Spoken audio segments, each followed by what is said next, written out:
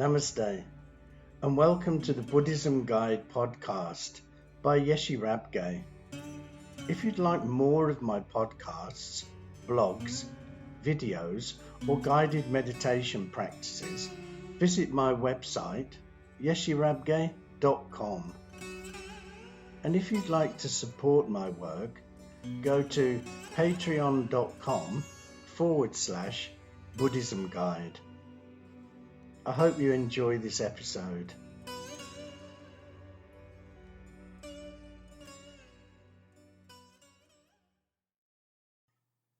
This episode is called Eliminate What is Holding You Back.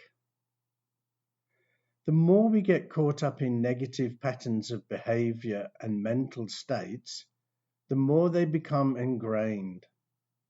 This means they become stored in our subconscious, and we act in certain ways without consciously thinking, and we become overwhelmed by our mental states, such as anger, jealousy, or pride, without even noticing it. It's said that most people spend 70% of their lives living in the survival mode, the fight or flight mode, which means they are constantly living in stress. They're always anticipating the worst case scenario based on past experience, selecting the worst possible outcome, and beginning to emotionally embrace it with fear and conditioning their mind into a state of fear. This conditioning becomes a pattern of behaviour, a habit, which is a set of automatic unconscious thoughts, behaviours, and emotions that's acquired through repetition. A habit is when you've done something so many times, your mind knows how to do it unconsciously. If these habits, behaviours, and mental states are positive and helpful, there's no problem. But if they're negative and counterproductive, they can cause us untold problems. We need to be aware of our actions and mental states, so we can make changes and become the best version of ourselves. It will also ensure we have a peaceful state of mind and find true inner happiness. We can start to change by following the process I have called Eliminate What is Holding You Back. This consists of 7 steps, which are realisation, study, conviction, determination, action, effort, and time. So let's look at these individually. Realisation. We first need to realise our actions and mental states are causing us and others to suffer. This is a key point, because if we don't know we're sick, we won't go to the doctor. So, if we're unaware of negative behaviours and mental states, we'll not try to find a solution. Buddha's very first teaching was the Four Noble Truths, and the first truth is life brings about suffering. He then talked about the causes and the path out of that suffering. So to be able to make changes in our life, we need to first understand that things do not have to be like they are. There is a better way to live our lives. That is the realisation we're looking at here. We have to become aware if we're living in the survival mode or the creation mode. The survival mode is the fight or flight mode, and the creation mode is the rest and digest mode. Living in stress is living in survival. Now, all of us can tolerate short-term stress, but when we turn on the stress response and we can't turn it off, we are heading for disease, because no organism in nature can live in emergency mode for any extended period of time. Living in creation is when we're conscious of our actions, behaviours, and mental states. It's when we can make changes and become the best possible version of ourselves. We begin to utilise our huge frontal lobe, which is about 40% of our entire brain. And it's where we do our planning, organizing, becoming productive and creative. So living in creation means using our frontal lobe to make conscious choices to change. Firstly, we need to understand when we're in the survival and when we're in the creation mode.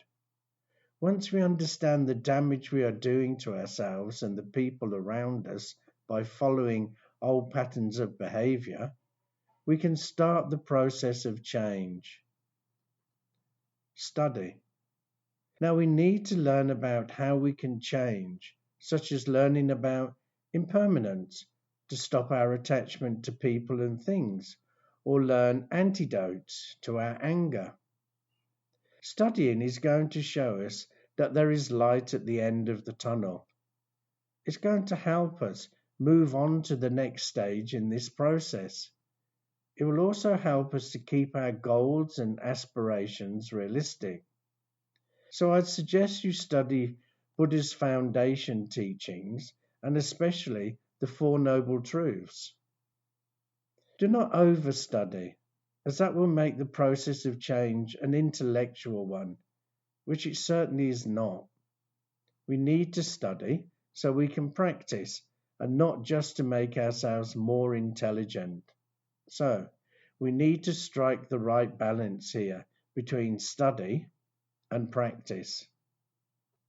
The next step is conviction. We then need to be convinced that what we have studied will work.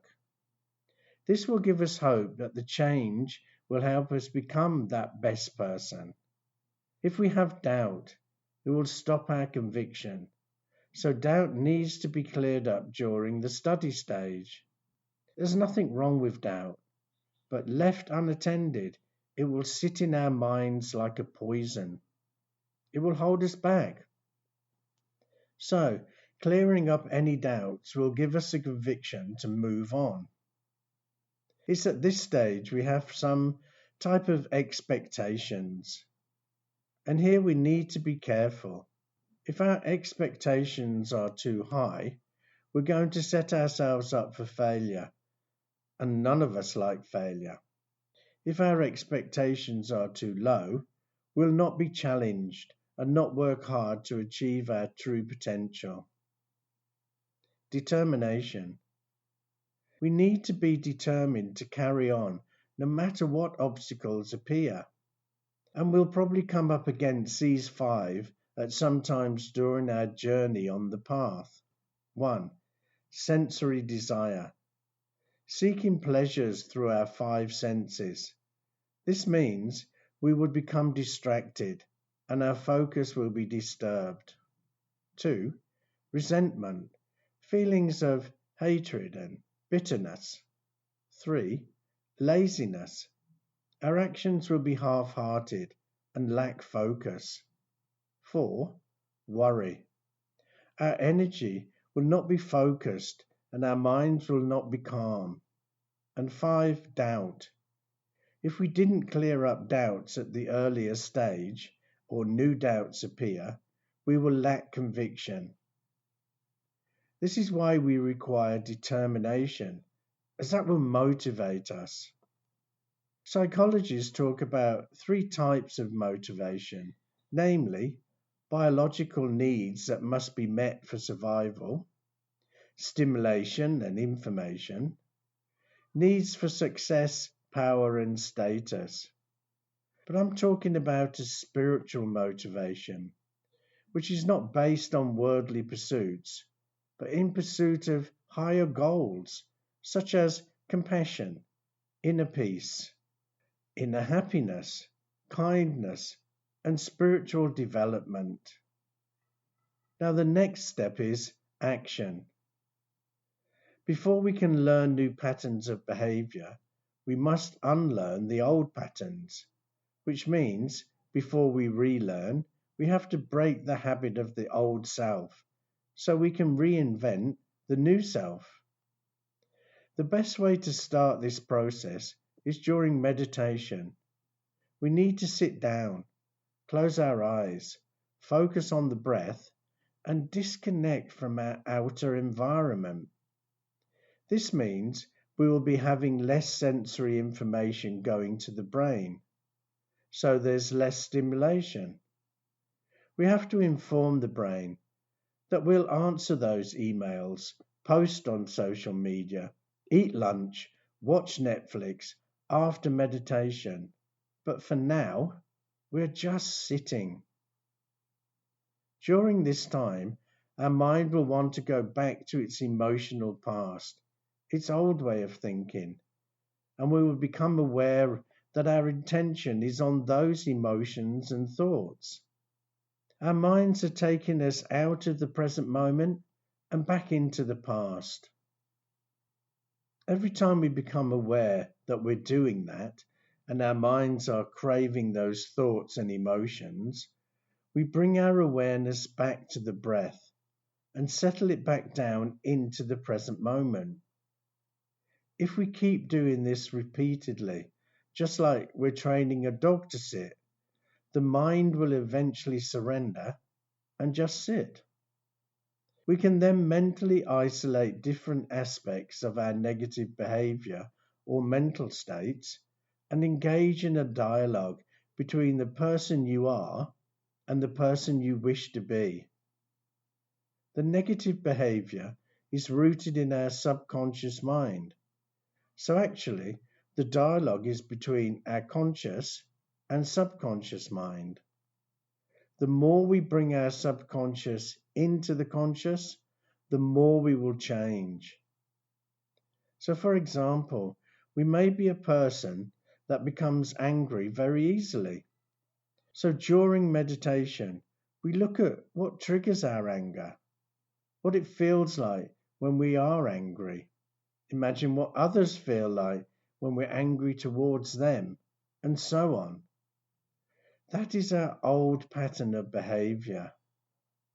Now, look at the person we want to become. A person that doesn't react to the triggers, that feels good because they're not constantly angry, and a person that doesn't harm others with their anger. This will, after some time, become our new way of acting and feeling. Our lives are not going to change very much if we keep having the same thought process, as that just leads to the same choice. And the same choice leads to the same behaviour. The same behaviour creates the same experience. And the same experience produces the same results. So, the act of becoming more aware of how we think, how we act, and how we feel is called metacognition. And this is important because the more conscious we become of those unconscious states of mind, the less likely we're going to go unconscious during the day. And those old thought patterns are not going to slip by our awareness unchecked. So the more we become familiar with the thoughts, the behaviors, and the emotions of the old self we're retiring, the more we wire new thoughts and condition the mind into a new emotional state. The next step is effort. We need effort and commitment to keep moving forward, no matter how difficult or frustrating the process becomes. We all know change is not easy. Once we start to make a different choice, we don't feel the same way. Our mind is telling us we have been doing this for so many years and it's going into the unknown. And that's scary. It will try its hardest to return to familiar territory. It starts to try and influence us by telling us we can start tomorrow. If we give in and listen to the mind, we will never change. And as the same thought will lead to the same choice, and we slip back into the old patterns of behavior. This is why we need to put in great effort so we can override the old way of being and build a new, more beneficial way of being. And the final aspect is time. Now, this is an extremely slow process, and we shouldn't expect quick results. Change is never going to come easy, so we need to constantly remind ourselves that we're in this for the long haul. Rome wasn't built in a day, and our patterns of behaviour and mental states will not miraculously change overnight. So, in a nutshell, if we want to change, we first need to realise there is a better way to live our lives. This will then encourage us to study and find out what the change looks like and how we can make that change a realisation. We then need to have conviction and determination so we don't get sidetracked. After that, we need to put what we've learnt into action, and we do this through meditation. Finally, we need to put in an enormous amount of effort and time so we get the results we desire.